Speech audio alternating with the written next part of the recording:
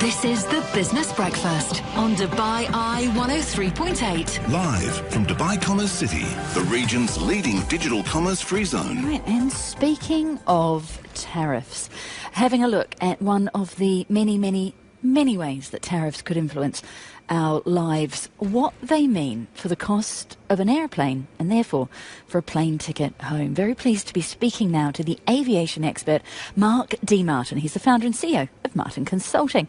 Mark, good morning. Good morning, Dubai, and good morning, Brandy. How are you doing today? We're well, but you tell us, please, how we are going to be doing in the short to medium term. We're going to have a look at the impact of tariffs and a trade war on air tickets. But let's start at the other end with the plane. Boeing and Airbus, both caught in the crossfire of tariffs. When it comes to making a plane, the composites and the metals and everything that goes into it, how significant could those tariffs be?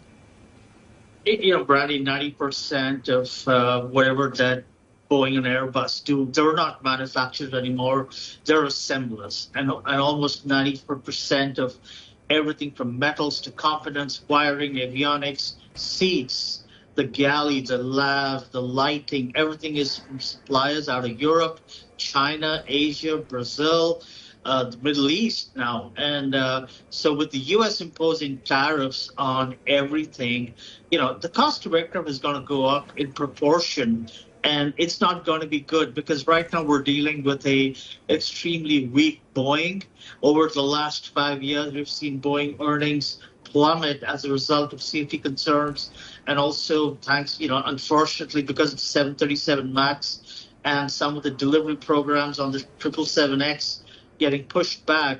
So Boeing is, currently an embarrassment for the U.S. And what's going to be even worse is that a Boeing that's depressed and in the back, the sticker price on this aircraft is going to go up by 40%.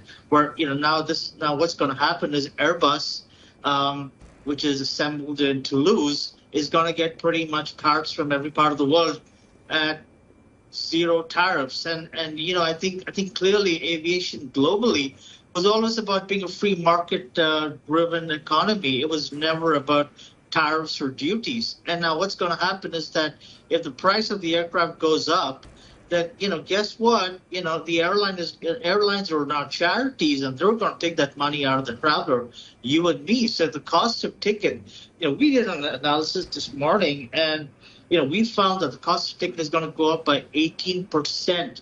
So it's not looking good. And that's what the end impact is. But imagine the cost impact on lessors and finance companies. We're in 2025, and in the current scheme of things, access to finance as well as interest rates are not that supportive. So it's tough times for everybody. Okay, that 18% rise in air tickets, in plane tickets. Are you? What time frame do you have that over? Are you saying it could go up 18% this year, next year? Where are you placing that? Well, this is unprecedented, Brandy. In the past, we always saw the rise in, fuel prices, jet fuel, currency fluctuation. That led to the rise in air tickets up 7 to 10%. But this is the first time we're seeing 18%. And when does that happen? It happens now. Any shipment that's on the way to the U.S. or landed in the U.S. or getting cleared in the U.S. is going to be slapped with the tariffs that Trump has imposed. It's nonsensical. It's ridiculous. It's archaic. But, it's for whatever it is what it is. And that's now. It's not going to be. It's not going to have. It's not going to take effect in 6 months or something. Although we've got to be mindful that there is a 90-day pause, but the 90-day pause excludes China. So that means that aviation and aerospace grade metals, alloys, plastics that come in from China, wiring and PCBs, computer control panels, and so on, touch screens. All of those are going to be now with the new ridiculously high tariffs of in excess of 200%. So I just hope this madness comes to an end and better sense prevails for everybody. Because guess what? The whole of the world is going to suffer. But at the same time, we can't have Airbus as a monopoly. It becomes, absolute power for Airbus. They can do whatever they want, and the world can't be driven by Airbus and Boeing. We definitely need a third and a fourth. I'm hoping Embraer or British Aerospace or there's a revival of Saab aircraft in Sweden, or even, China's COMAC is now going in for EASA level 4 certification in Europe. So, it's definitely, it's cloudy, but there is a silver lining. Quickly, I don't have very long with you. How do you see it impacting our airlines here, Etihad, Emirates, Fly Dubai, and the new air? The Gulf Airlines are already leveraged on Boeing, and I think that leverage is going to stop. Gulf Airlines are already leveraged on Boeing, and I think that leverage is going to stop. Now we're going to see a transition over to Airbus. And so it's a wait and watch, tough times ahead. But, we got to be cautious, and I hope everybody knows what they're doing.